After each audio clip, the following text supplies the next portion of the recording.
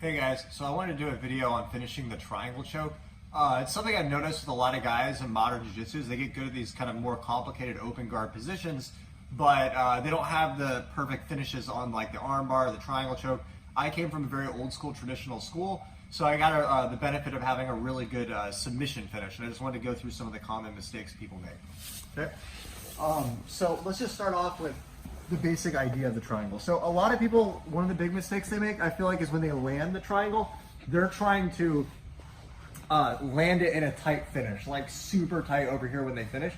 That's actually a lot of times very detrimental. No matter where you're setting it out from, like I'm in double sleeve, and I try to land in this really tight finish, often what happens is as you're landing here, he can dump truck through like that as you go, okay? More often what I'm doing is just trying to get my legs locked, almost like closed guard, just with his arm inside.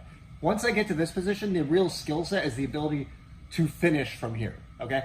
So the first two things I want to talk about is the arm positioning and then what makes the choke tight, right? You can come around this side. Okay, so the first thing is this arm position. There's a lot of debate about like, do you need to push the arm across the body and stuff like that? It's not so much about the arm being across the body for the choke, it's more about the posture, right? So if he's controlling this and he's framed up really hard, it's really hard to break him down, right? Once I break this grip, or if I don't let him get it in the first place and I push it over, now I can bring him down.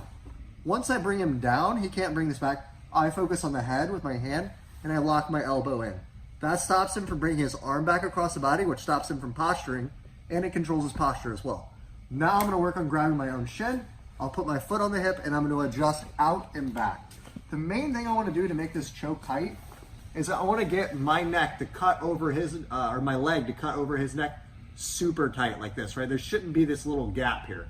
I think of like a nutcracker, okay? You have to open it all the way to put it all the way in to close, right? So I open my leg, I kind of twist my hip out just a little bit like this so that I can really cut this in here, right? So if you see here, a lot of people's choke will look kind of like this, with this little gap. You want this straight so you can kick in. Depending on the frame of the person you're fighting and your own frame, it can be harder to finish, right? So you really got to be tight with this. I cut it in, and when I lock, I don't lock over my foot. I try to lock up over my shin here. So I'll use my knee to push his head further into the choke. Does that make sense? See, I push it up here, and then I lock down there. That makes it much tighter. If I was here, there's a lot more gap, right? Now, of course, if I'm fighting someone who's like way bigger, like 250 pounds, well then, you know, maybe I have to lock out here. That's fine, right? But if you feel like there's a lot of gap, go up high and cut it in.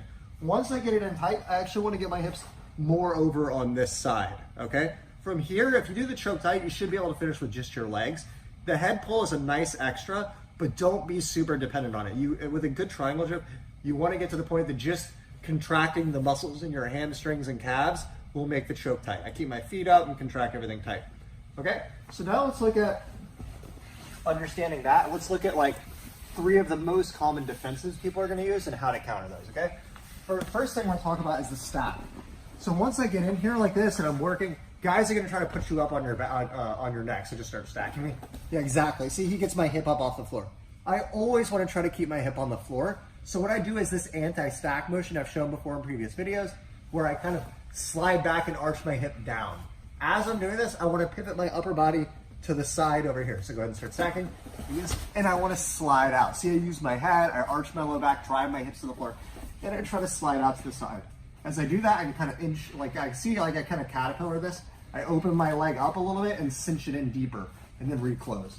Okay, I'm always doing that. Like right here, you can't really tell. It looks like the same, but it's not tight. So I just do that a little bit, and that adjusts it. So I'm always kind of opening and closing to get it tighter. Right now, it's in tight. Okay, so that one, anti-stack, drop your hip down, pivot out to the side.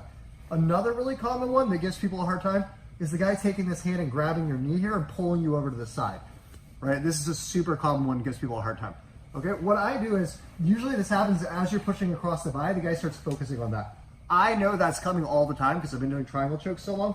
So as soon as I'm here and I sense the guy's hand starting to come up, first thing I do is scoop this arm. Go around here. Yeah, I scoop this arm and I use my elbow open as a frame on the floor.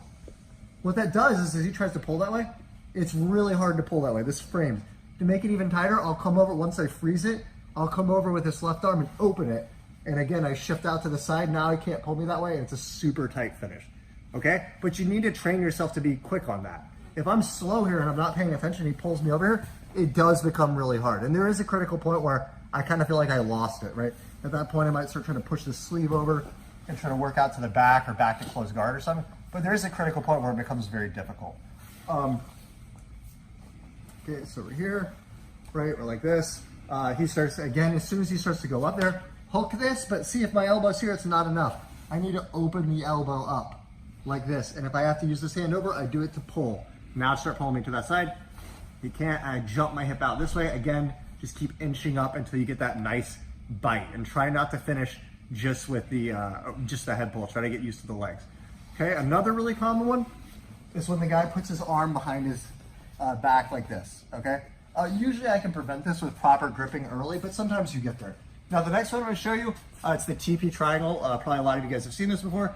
It doesn't always work. It kind of depends on where the guy's body position is on the neck, but a lot of times you can get it. Okay, so what I do is when he's here, I try to center up, and I try to get my knee around his neck. Sometimes it's like your inner thigh here, and I just clamp my fingers here, and I squeeze everything together there. A lot of times you can get the choke. Absolute worst case, I cannot get the choke. Then usually I will push the head out and try to switch up for the omoplata and go out that way. And if you have a strong omoplata, that's a strong finish as well, okay? But I always go for the TP triangle just because it's so low effort to try. You know, you get in here, you feel it, right? I kind of get my leg in position here. I come around and pinch, right? I need to go here like this, clamp, and I point the feet to the ceiling, my hands, everything goes straight as a board, like that, okay? Those are some of the most common kind of defenses guys will use. So yeah, go ahead and comment. Let me know if you guys have any other questions for triangle finishes, submission finishes. But the big takeaways on that is really focus on landing the triangle, just getting to that initial position first, and then learning to adjust and go to the finish from there, right? Don't try to land in that tight triangle finish.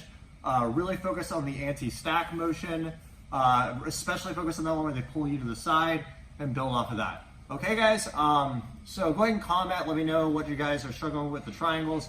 Also, future video requests. As always, check me out on Instagram at JohnThomasBJJ. We do a lot of updates on there with like smaller details that are hard to pick up in videos. Because when I'm teaching people, there's always different ways people mess things up that are hard to cover in these big videos. So you get a lot of those things on the day-to-day and my stories and things like that. As always, if you guys like the content, like, share, subscribe. Thanks a lot.